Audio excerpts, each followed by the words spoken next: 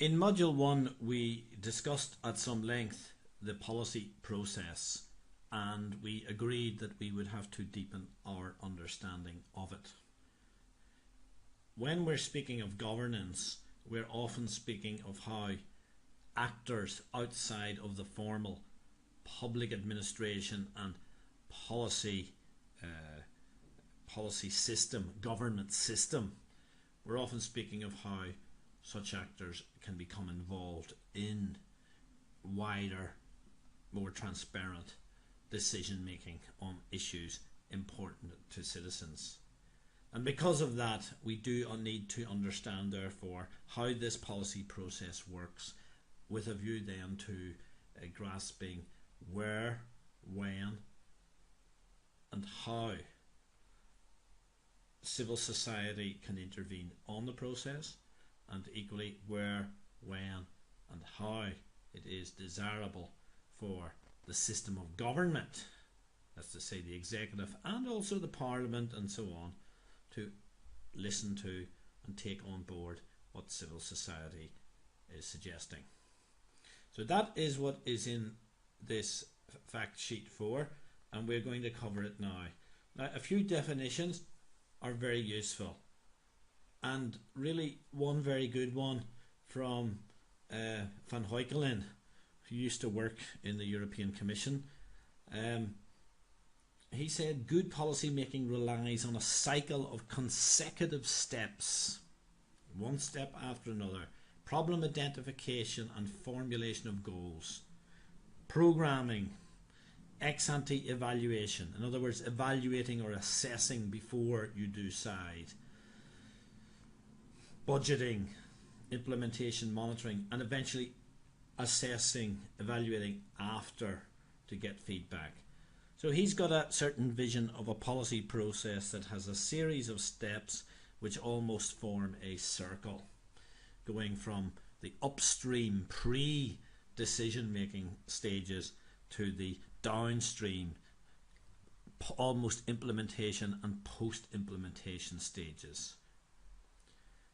And that's a classic accepted approach for what we today would call good or evidence-based policy making. But policy, of course, has a much longer history, and we can go back and we can ask the question, what is policy? And I very much like the definition that we get from the Oxford English Dictionary, which is an old definition going back to almost the time of the Greeks. It's a course of action adopted and pursued by a government, by a party, a ruler, or a statesman. In other words, deliberately reflected upon and then decided, a clear course of action.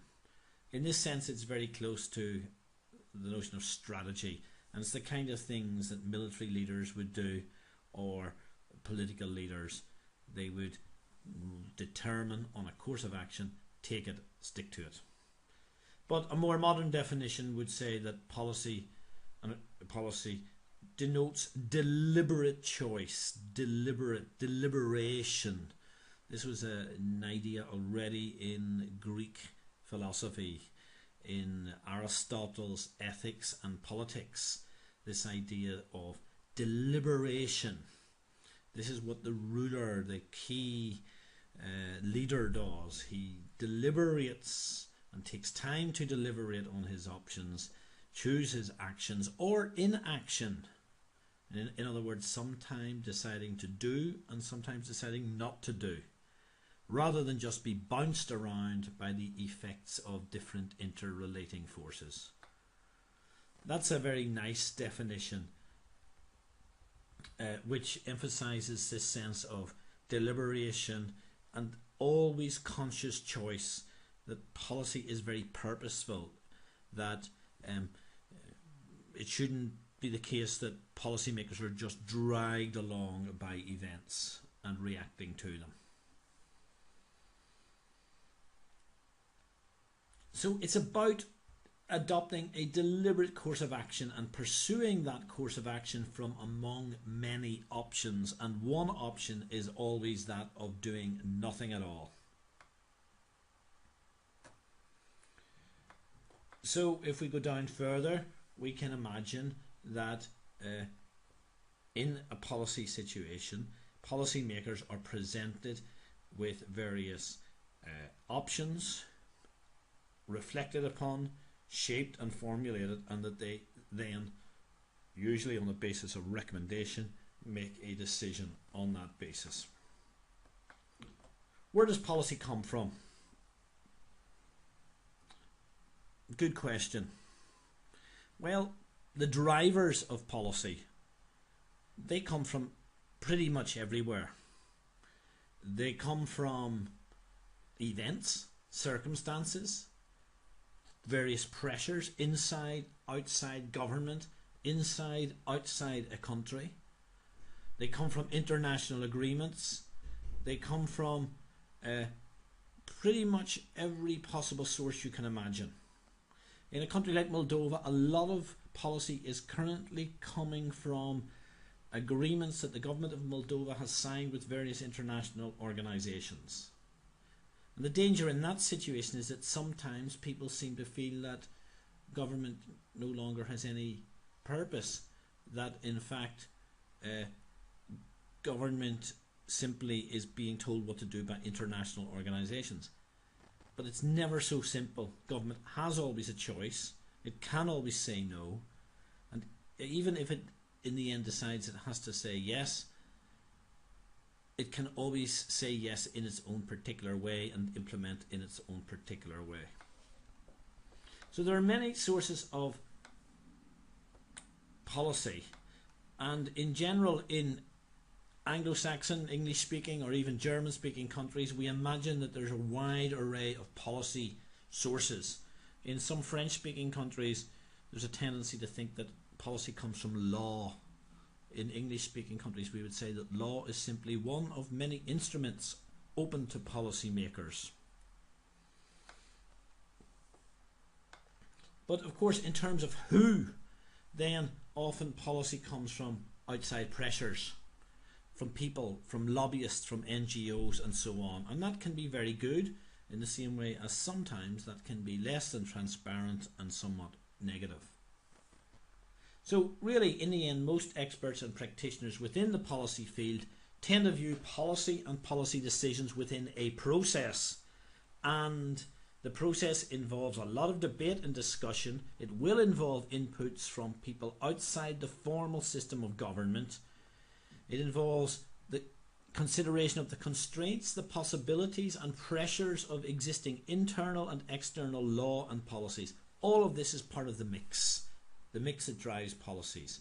And in the end, there are two key issues which are very important. One is that stakeholders, governance actors, can have an input in this process. And the second is that decision makers also should take advice from experts, expertise, and that advice, as far as possible, should be based on objective evidence. We covered this in fact sheet 1. Now we come to really a diagram, a key diagram here of the policy process and its various stages. On the left hand side here we have the stages of policy making. We looked at these before. I would suggest to you that those coloured blue are ones where bodies, organisations outside this formal, outside the system of government can have a high degree of influence, whereas policy adoption is something that is properly for government and for parliament, for the system of government. On the right hand side, however, we have what might be called the role of the policy analyst.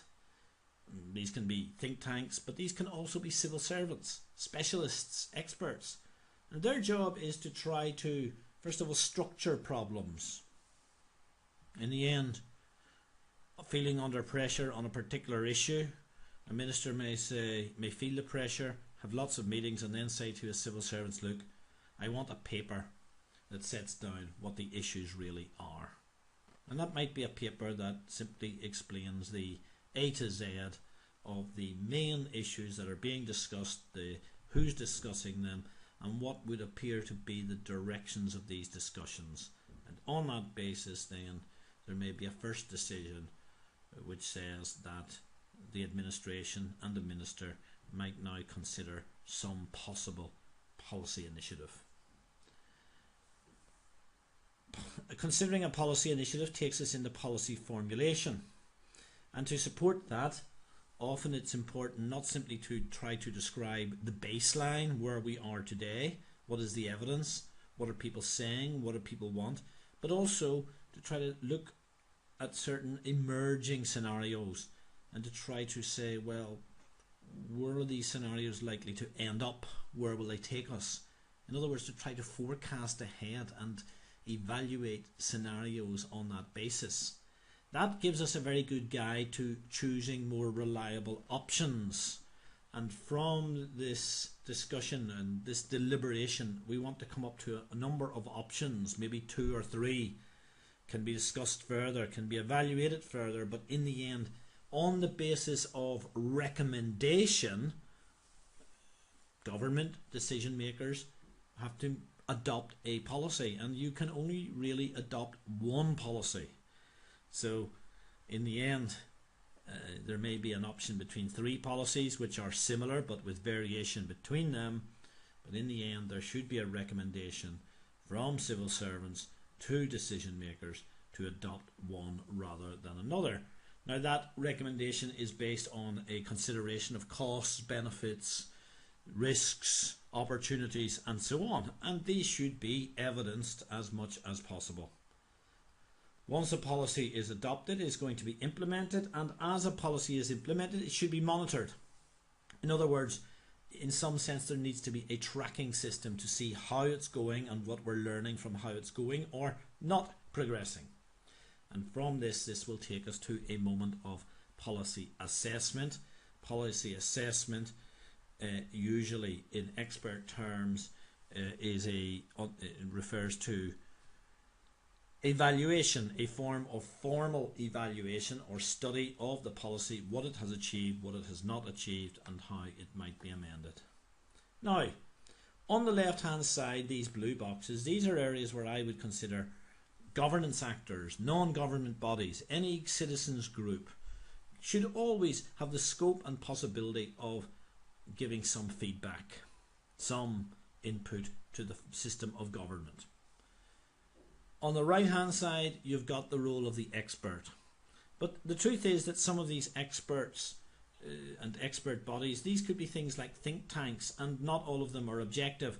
So to some extent, a well-organized lobby group, a well-organized citizens group might actually undertake studies, even reliable studies, and may to some extent, even though it's a kind of conflict, may end up be involved in policy advocacy, but also in robust and somewhat scientific policy argument. Now, this is the policy process, and the key issue to consider is that in modern societies we consider it legitimate that actors outside of the system of government be involved in a lot of this process. And you can clearly see how this process is a lot more complex simply than decisions made intuitively by politicians. It is a process that's going to take a lot of time. Big decisions take maybe not weeks but months and years to be made. And in that time it is possible for governance actors to organise themselves, to structure their inputs, to be part of a debate. But all of that needs organisation, needs planning, and of course needs competence.